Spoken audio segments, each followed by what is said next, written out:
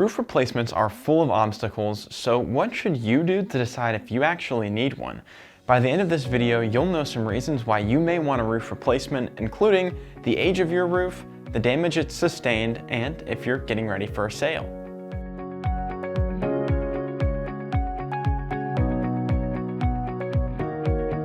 The most common reason that your roof will need to be replaced is that it has aged to the point where your shingles are no longer protecting your home the way that they should be. This happens because of the beating that they take over time. Shingles are designed with granules of rock and metal that are fixed to an asphalt mat in the middle of the shingle, and as the shingle is exposed to sunlight and other elements, the granules will come loose and fall off, reducing the shingle's thickness and its ability to protect your roof. Shingles will also become more likely to receive wind damage over time as the asphalt sealant that seals them to each other will start to wear down. So stronger winds will be able to blow up under these weakened shingles and create creases or even blow them straight off the roof. Having shingles at an advanced age is quite dangerous for a roof, and because this is a condition that affects the entire roof, a replacement will be required to deal with it. If your roof decking, which is the wood that your shingles are nailed to, has received any extensive damage from tree debris or has started to show signs of widespread water damage, there's a good chance that you'll have to get your entire roof replaced to deal with the problem. Leaks can pop up all over the roof, but they are very likely to affect your roof decking.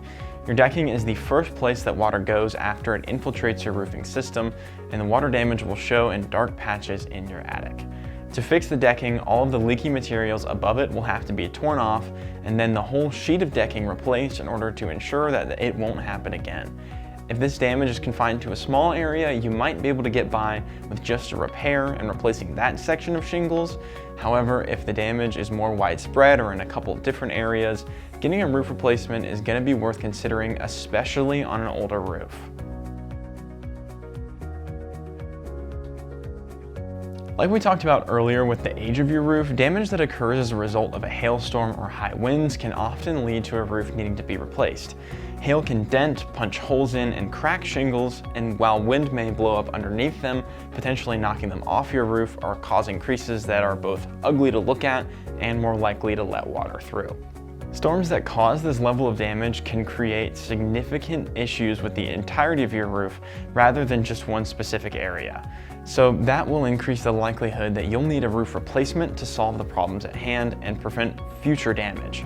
One silver lining that is worth mentioning is that if you have adequate homeowners insurance coverage, it should be capable of paying for at least part of the damage that was caused by the storm, so hopefully that will be able to make the process easier for anyone dealing with that kind of damage.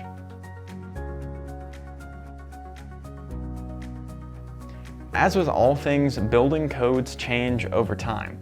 We learn more about older materials that are holding up every year, and that affects how the guidelines are set for future building projects.